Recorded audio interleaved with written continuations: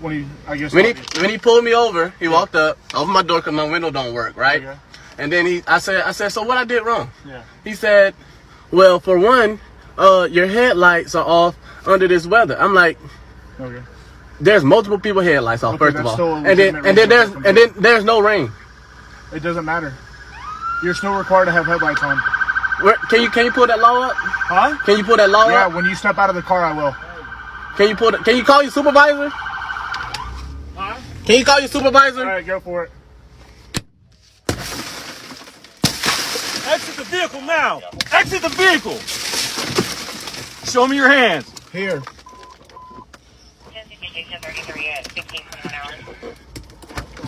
I'm here. What is your reason, sir? Step out. What is your reason? Step out now. All right. Get on the ground. Don't. Get on the ground.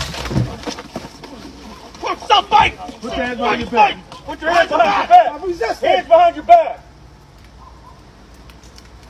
Hi guys, my name is Esther Daniel and you're welcome back to the channel. So let's get this straight. A 22-year-old black man gets pulled over in Jacksonville for not having his headlights on in broad daylight. He calmly asks the cops, "What did I do wrong?" And the next thing that happened, a white officer smashes his car window and punches him repeatedly while he was sitting in his vehicle. Meanwhile, a black officer who was standing right there did nothing. He absolutely did nothing to intervene. He did nothing to de-escalate. White cops did not answer his words. He answered with fixed. He punches William so hard he cracked his tooth and left him with short-term memory over a headlight in broad daylight. Before we move on to what people has to say concerning this issue, please subscribe to the channel, like and share the video to help the channel out. This is the face of an individual who tried to talk reason, logic, and just tried to get an understanding of why his car was being surrounded by 4 officers due to a traffic stop. He was stopped for his headlights not being on in the rain, where clearly there's a lot of visibility because it's not that dark out there. His name is 904 Will on Instagram. And as you can see in the video, he was brutally attacked. Not just by 2 white officers, but by 2 black officers as well. It seems like they already knew why they wanted to pull him over. This was some type of ritual or initiation. And I believe that the black officers were under the understanding that these white officers were to do this to a black male so that way they can prove themselves to them. Because we all know black officers don't have any type of backbone and they will do anything in the field of being an officer to try to prove themselves to their white counterparts. The Jacksonville Sheriff's Office of Florida did release a statement stating that this is under investigation because 904 Will released this video within the past 15 hours. This happened in February. This should have been under investigation before the video released, but they didn't think anybody was going to see it. They didn't think it was going to get out. Anytime I see something like this, I'm going to post about it. I don't care how many views it doesn't or does get. This is the type of shit that pisses me off. And to those black officers, they know they are a bunch of punks. With a lack of better words, because I really want to use some other choice words, but I don't want my video getting taken down. So do your research, share this, because I need him to be brought to justice. He is alive, he is well, but we need him to get some money out of this inconvenience. This is traumatizing. This is going to traumatize him for the rest of his life. This is going to traumatize his children, if he has any, for the rest of their lives, because he is constantly going to have his head on a swivel and feel like, I don't even want my children out here, just like I do. I have 4 boys. I don't want my kids out here with these fucking punks and these aggressors and these fucking criminals and badges.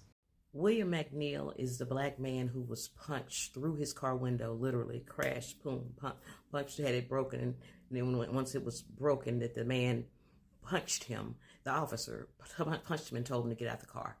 And much to my mental chagrin, after he was instructed to get out of his car, like show his hand, you can tell that William was, trying to make sure that he was showing him his hand because he didn't want any false move to give them any, reason to, continue to do more harm, undo harm.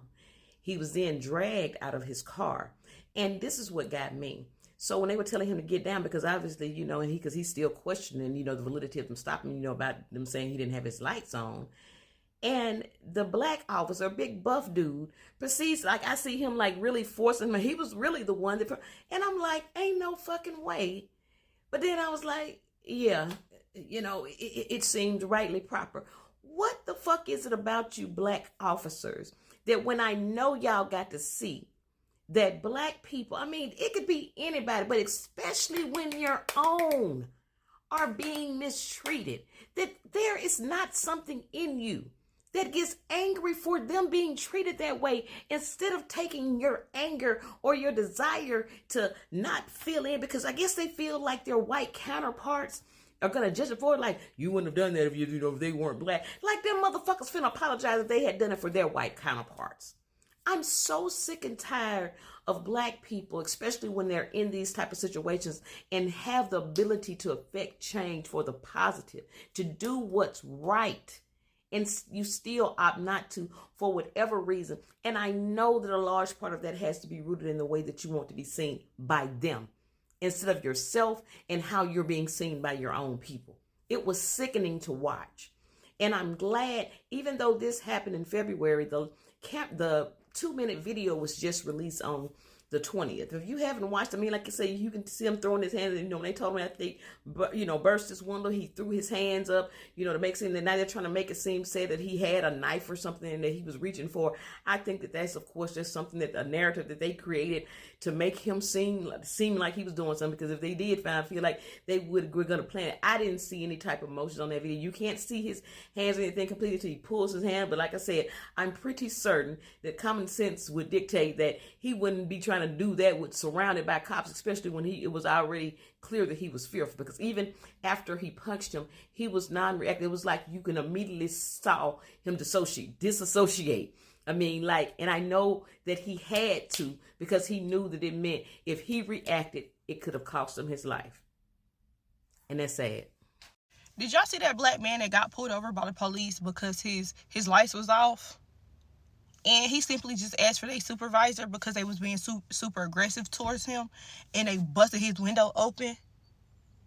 He suffered from a concussion because they slammed him on the floor. The white officer punched him in his fucking face, busted his lip open. He had to get 9 stitches in his lip. He suffered from short-term memory. That whole situation pissed me off. But nothing more pissed me off to see a black officer involved. There was literally 3 of y'all. 3 police officers choking this man out, forcefully throwing him on the ground over a light. At what point will y'all realize y'all have to result differently in situations? This is why civilians are retaliating. This is why they are unaliving y'all now. Because y'all think y'all above the law. For real, y'all think can't shit be done to y'all. But that pained my heart to see that black man involved, that black officer involved as well.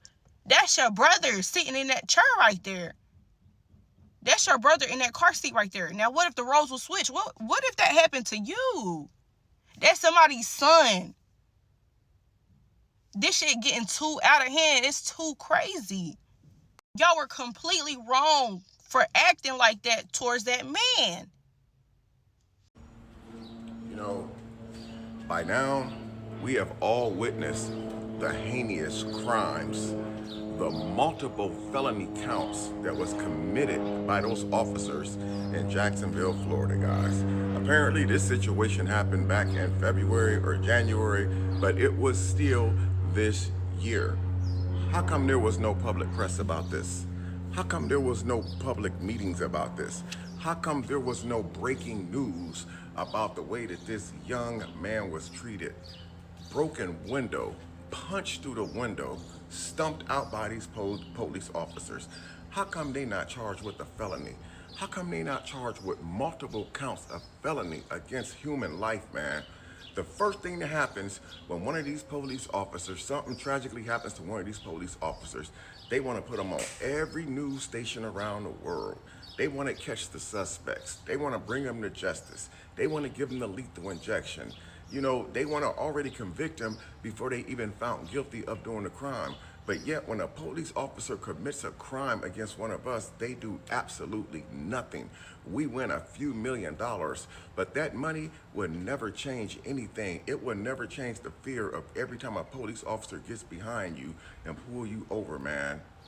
You're gonna always have that fear. Do we forget about the police officers who choked the man to death, the man that couldn't breathe? Did we forget about the police officers who unalived the man who was selling cigarettes? Eric something was his name. Did we forget about all these cases over the years for these police officers in Jacksonville, Florida to do this, man? They need to be fired, they need to be locked up, and they need to have it all done without pay, because they love to suspend a police officer for wrongdoing with pay. Basically, we're gonna lay you off work and we're gonna continue to pay you your full salary, even though that we seen the footage of what you did to these people. Listen, man, let me go commit a crime right now. They're gonna lock me up. Why aren't these police officers locked up? Why isn't there no news coverage about this, man? We have to support each other, man, and put this news out there ourselves. I did a TikTok earlier today. We have to be the ones that put this breaking news out there, because they want to sweep this under the rug with cutting a check for a few $1,000,000 to hush hush and go away. But see, we're not going for that in 2025, man, because this needs to stop. Every time something happened to one of them coward ass cops, we got all these media presses. Now, there is some good news. There are some good cops out there. There are some good police officers out there. All officers are not bad. But we know that those 4 officers that was at that car when they did that to that young man are all bad apples. And Florida condones stuff like this. This is the first time I heard a story about dirty cops in Florida. I've heard so many stories about dirty cops ripping off drug dealers, unaliving people, throwing them off in the bay. I done seen so many stories about these dirty, crooked-ass cops in Florida. Something needs to be done about this, man. We shouldn't stand by and just allow this happen. I hope you guys make all these videos that's on TikTok about what these cops did go freaking viral, because their faces is in these videos, man. I couldn't believe it. This guy was pulled over in the rain because he didn't have his headlights on. Was that a reason for him to be treated like that? Let's just say, even if he did something that we didn't see him do on camera, he was still sitting in the car, calm, asking to see a supervisor. Where is the justice in that, man? Where is the justice in asking for a supervisor and getting stumped out like that, man? Why are they just now releasing the footage? Why didn't they release the footage when it happened? Something happen to one of these cops, they'll release the footage immediately looking for a suspect. So why is the footage just now being released? I hope y'all make all these videos go viral, man. Bring those dirty pigs to justice, because that's what they are, a bunch of fucking pigs.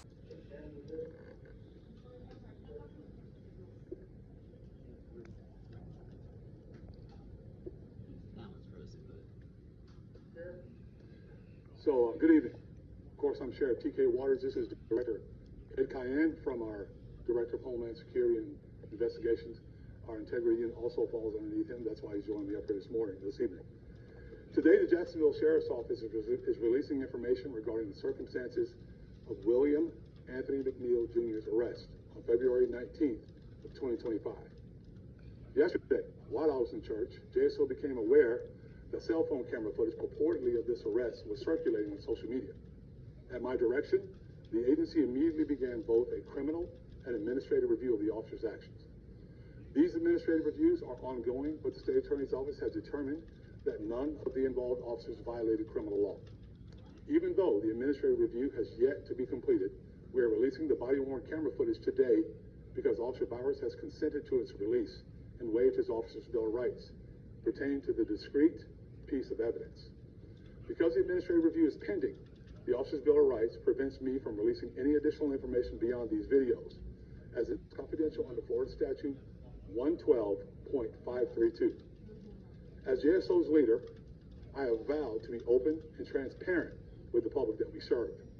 Whether the information shared reflects well in this agency or not, I have always done my very best to tell the public exactly what's going on within the agency. When there are allegations of officer misconduct, our agency thoroughly investigates those allegations. When allegations of officer misconduct are sustained, we hold officers accountable, as I've done many times in the past. In this case, the cell phone camera footage that began viral circulation over the weekend does not comprehensively capture the circumstances surrounding this incident, and that is to be expected. Part of that stems from the distance and perspective of the recording cell phone camera. Another part of it stems from the fact that the cell phone camera did not capture the events that preceded Officer Bowers' decision to arrest Mcneil.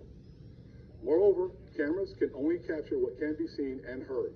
So much context and depth are absent from recorded footage because the camera simply cannot capture what is known to the people depicted in it. As a 33-year law enforcement officer, I understand the importance of thorough and complete investigations. One piece of evidence considered in a vacuum without any context can lead to skewed conclusions. When incomplete cell phone camera footage becomes the basis on which public opinion turns, the results can be equally faulty. A rush to judgment, whether it be in a criminal investigation or in a court of public opinion, can lead to flawed conclusions. Tonight I'm sharing the footage from the body-worn cameras of the arresting officer, Officer D. Bowers, and two of the assisting officers, Officer D. Miller and Officer G. Curse, so that the public has more complete understanding of this incident. Before I deliver the currently available information and play the relevant body-worn camera, I want to be clear about something. Yes, there absolutely was force used by the arresting officers, and yes, that force is ugly. As I've said many times before, the reality is that all force, all violence is ugly. And just because force is ugly does not mean it's unlawful or contrary to policy. But moreover, I want to provide the public with some background information pertinent to this incident. Since January 1st, 2025, Jacksonville Sheriff's Office has been involved in 38,805 traffic stops. Even as I speak, that number is climbing. The overwhelming majority of these tens of thousands of traffic stops were made without incident.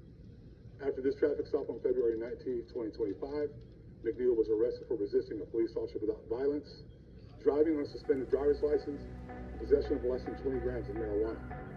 On February 20, 2025, Mcneil pled guilty to and was adjudicated guilty of resisting a police officer without violence and driving on a suspended driver's license. Those pleas of guilty were accepted by a local judge who found them to have been factual basis and to have been voluntarily made by Mcneil.